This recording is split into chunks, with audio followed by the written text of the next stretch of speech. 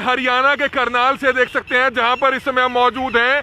करनाल में उत्तर प्रदेश सीमा के नजदीक, जी हाँ, मेरठ रोड के नजदीक ये गांव है, नगला फार्म गांव, जहां पर आप देख सकते हैं किस तरह से पिछले कई दिनों से शिव कावड़ सेवा संघ के इस मंदिर में जो है लोग फंसे हुए थे, शरणार्थी थे। हरियाणा के कई जिलों के रास्ते पैदल पैदल निकल गए थे अपने गांव यूपी बिहार के लिए, लेकिन प्रशासन ने, पुलिस ने उनको बीच रास्तों में गया था। और आप देख सकते हैं कि ये मंदिर था, मंदिर में भी यहाँ पर 9 शरणार्थी जो पिछले कई दिनों से यहाँ पर रुके हुए हैं कि वे मजदूर भाई हैं जो अपने घर जाना चाह रहे थे। जब पहला लॉकडाउन हुआ था, पंजाब के रहने वाले थे, फैक्ट्रियों में मजदूरी किया करते थे, और अब आप देख सकते हैं कि पिछले कई दिनों से यहाँ रह रहे हैं। इनके टेस्ट हो चुके हैं, ऐसा नहीं है कि किसी में भी कोई सिम्टम नहीं मिला है, लेकिन आप देख सकते हैं कि इनके रहने खाने का इंतजाम यहाँ पर किया गया और किस तरह से कई दिनों से ये लोग यहाँ पर रह रहे हैं। हम आपको बताना चाहेंगे कि लॉकडाउन के दौरान जैसे ही जो है सभी मजदूर तबका किस तरह से अपने अपने शहरों से निकल पड़े थे, पैदल ही निकल पड़े थे। 2 दिन में ये उत्तर प्रदेश सीमा के नजदीक पहुंचे, लेकिन इन्हें क्या पता था कि उत्तर प्रदेश पुलिस, हरियाणा पुलिस इनको आगे नहीं जाने देगी। और जहां जहां जो कुछ मजदूर नजदीक थे, उन मंदिरों में गांव के सरपंच को कह के, पूर्व सरपंच को कह के उनके रहने का इंतजाम, यहाँ तो काफी अच्छा इंतजाम, इनको खाने की यहाँ पर व्यवस्था की गई, इनको कमरे दिए गए, इनको बिस्तरा दिया गया। भाई हमारे साथ मौजूद है, उनसे हम जानना चाहेंगे। आप बताएं सर, कहाँ से आप आए थे और कहाँ के रहने वाले हैं? जिला होशियारपुर से जी, संभल को जाना जी। अच्छा, संभल कहाँ पड़ता है जी? जिला मुरादाबाद से, मुरादाबाद में पड़ता है। अच्छा, मुरादाबाद यूपी में? हाँ जी, यूपी में। तो पहले नौकरी कहाँ करते थे आप? जिला होशियारपुर में जी। जिला होशियारपुर पंजाब में? हाँ जी।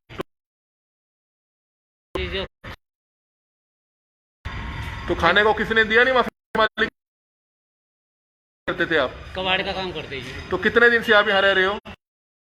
25 दिन हो गए। 25 दिन हो गए? हाँ जी। तो यहाँ अच्छा इंतजाम है मंदिर में? हाँ, यहाँ बढ़िया खाना। तो बात करते हो, कैसे करते हो टाइम पास? ऐसे ही करते हैं जी, करते ही रहते हैं। परिवार वालों से फोन पे बात हो गई? हाँ, हो जाती है, नहीं है तो। लेकिन याद आती होगी परिवार की, बच्चों की? याद तो आवत है जी अंकल जी।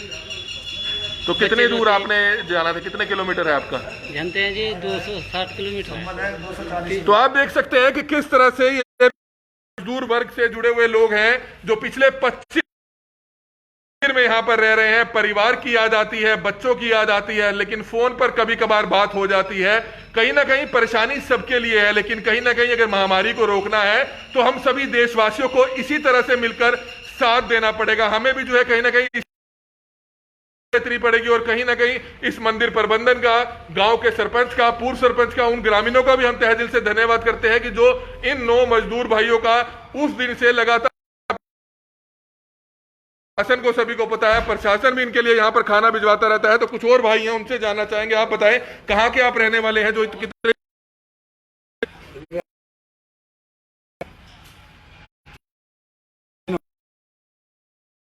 से आए, संभल को जाएंगे, संभल जिला में, और किन्नौर तहसील है। तो पैदल जा रहे थे आप? साइकिल ही साहब। साइकिलों पे? हाँ। तो फिर किसने रोका होगा आपको यहाँ? आप बॉर्डर पे से वापसी करते हैं साहब, निकल गए हम। तो परिवार से फोन पर बात हो जाती है? हाँ, कभी कभी हो जाती है बात। का तो मोबाइल चुर गया हमारा। मोबाइल चोरी हो गया? और ले गए, पता नहीं। तो जाती है बच्चे तो यहाँ इंतजाम अच्छा है आपका? क्या नाम है आपका? मेरा नाम राम प्रकाश है। आप कहाँ से रहने वाले हैं? कहाँ जाना था आपने? संभल जाना, किन्नौर तहसील है। तो कितने दिन से यहाँ रह रहे हैं? 25 दिन हो गए। अच्छा, 25 दिन हो गए हैं। और परिवार की तो याद आती होगी? परिवार की याद आती है, बच्चे का छोटे हैं। तो फोन पे बात हो गई? बात हो जाती है। फोन भी चुर गया मेरा। आपका भी चोरी हो गया? हाँ, फोन मेरा हो गया। तीनों गाड़ी पे एक फोन था। सही की फोन था आपका?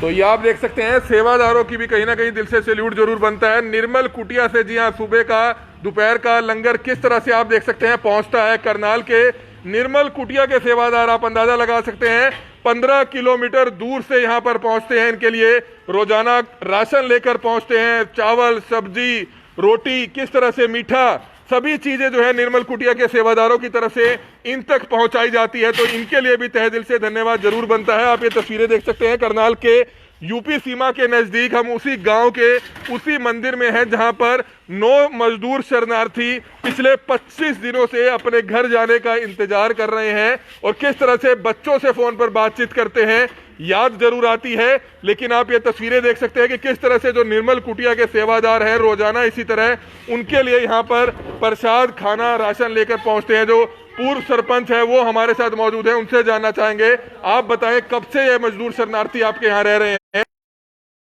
क्या कहना चाहेंगे? ये सर गांव नगड़ा फार्म है, श्री गुरु रविदास आश्रम के अंदर। ये पिछले 28 मार्च से रुके हुए हैं। बीच में 20 तारीख को हमने कोशिश की, प्रशासन ने भी कोशिश की कि अपने घर पहुंच जाएं, लेकिन उत्तर प्रदेश पुलिस ने इनको अलाउ नहीं किया और दोबारा फिर ये बेचारे 20 तारीख से यहाँ रह रहे हैं। लगातार आज इनको 26 दिन हो चुके हैं रहते हुए, और प्रशासन की तरफ से भी हमें मदद मिली है, ऐसी बात नहीं है। सभी डीएसपी राजीव जी, एसडीएम साहब, तहसीलदार साहब, सभी का सहयोग रहा है, उन सभी की नॉलेज में है। ये मेरे गांव वालों का बहुत धन्यवाद है जो कि सहयोग कर रहे हैं। मेरा भी इसी है, वास्तव में तो प्रभु परमपिता परमेश्वर की असीम कृपा से है, श्री गुरु रविदास महाराज जी की कृपा से जो है इनको खाना मिल रहा है। रहने की व्यवस्था हमने रात को ही की। एक दिन तो यहाँ पे 150 आदमी हो गए थे सर। उन 150 आदमी को भी गांव वालों ने मिलकर के खाने का प्रबंध किया। हर रोज जो लोग इधर से गुजरते हैं, जो खाना मांगते हैं, उन लोगों को भी श्री गुरु रविदास आश्रम के अंदर खाना दिया जाता है और रात को सोने की व्यवस्था। तो कहाँ के रहने वाले हैं, कहाँ के रहने वाले हैं ये सर 5 आदमी तो संबल जिला यूपी के हैं और जो कि होशियारपुर पंजाब से आए हैं, और 2 आदमी बिहार के हैं जो कि पंचकुला से आए हैं। बिहार गोपालगंज जिला इनको पहुंचना है, और एक आदमी उत्तर प्रदेश मुजफ्फरनगर जिले का है सर, जो जुंडला और दारू की कंपनी में काम करता था। कंपनी बंद होने के कारण उन्होंने इसको घर जाने के लिए मजबूर कर दिया। और एक है वो भी बेचारा करनाल में ढाबे पे काम करता था, जिसको नेपाल पहुंचना है, लेकिन वो चाहता है कि मेरे को अगर यहाँ काम मिल जाए तो मैं यही काम कर लूंगा। तो ये आप देख सकते हैं कि किस तरह से गांव के